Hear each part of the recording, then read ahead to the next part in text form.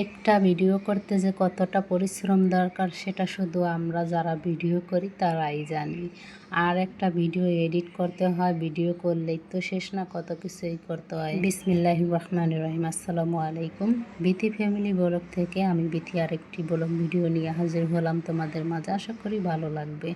বিকাল থেকেই ভিডিওটি শুরু করলাম। বিকালে মানে সন্ধ্যার নাস্তা নিয়ে এসেছিলাম, চিতই পিঠা কিনে নিয়ে আসছিলাম, আর দিয়েছিল ভর্তাগুলো অনেক জাল ছিল। আমি একটু জাল খেতে পারি না, আমি একটু জাল কমই খাই। যাই হোক, ভর্তা দিয়ে কিন্তু চিতই পিঠা অনেক মজার হয়েছিল। তারপরে পরের দিন সকালে আবার নাস্তা খেতে হবে, তার জন্য কিন্তু রুটি বানিয়ে নিতেছি, খামির করে নিতেছি।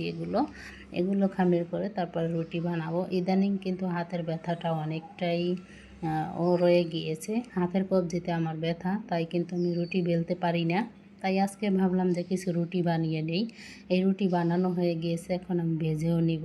রুটিগুলো ভেজে কিন্তু তারপরে আর কি খাবো। সকালের নাস্তার জন্য রুটি আর গতকালকের মুরগির মাংসের তরকারি ছিল, সেগুলো দিয়েই কিন্তু আজকের রুটিটা খাবো।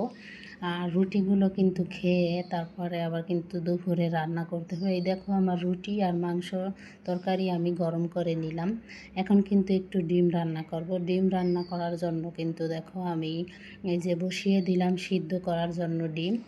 আর এখানে চিংড়ি মাছ রান্না করব, চিংড়ি মাছ দিয়ে লাউ দিয়ে। তার জন্য কিন্তু চিংড়ি মাছগুলো বেছে নিতেছি।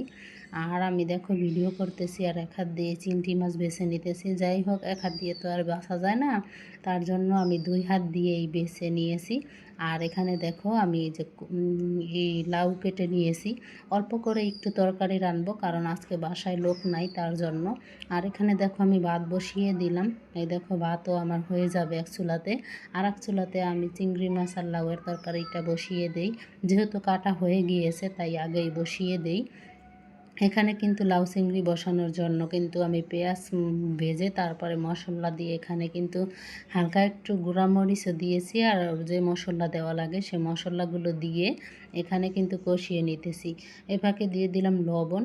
আর প্লিজ আমার ভিডিওটি যদি কোনো অংশ ভালো লেগে থাকে অবশ্যই একটা লাইক করে দিও, প্লিজ সাবস্ক্রাইব করে দিও চ্যানেলটি।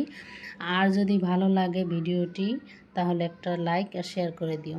এই দেখো, মশলা কষানো হয়ে গিয়েছে। এখন কিন্তু মশলা কষিয়ে কিন্তু আমি চিংড়ি মাছগুলো দিয়ে দিলাম। চিংড়ি মাছগুলো দিয়ে কিন্তু ভালোভাবে একটু কষিয়ে নিব, যাতে পুড়ে না যায়, তার জন্য কিন্তু নেড়েচেড়ে দিব। আর এখানে দেখো লাউগুলো দিয়ে দিলাম। আমি যেহেতু বললাম আমার অল্প অল্প করে আজকে তরকারি রান্না করা লাগে, কারণ আমার হাজব্যান্ড বাসায় নাই, তার জন্য আমরা মা মেয়ে খাবো।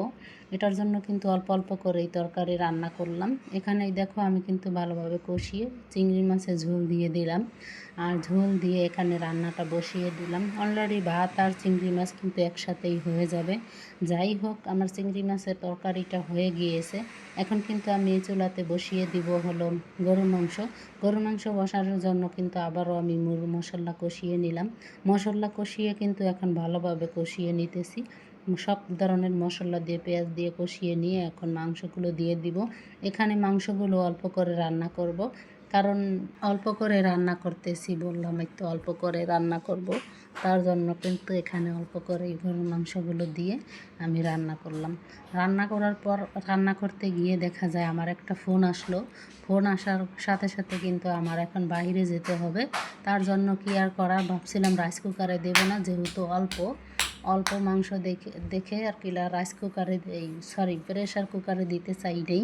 এখন কিন্তু আমি প্রেশার কুকারে দেওয়ার কারণ হলো আমি বের হব, তার জন্য।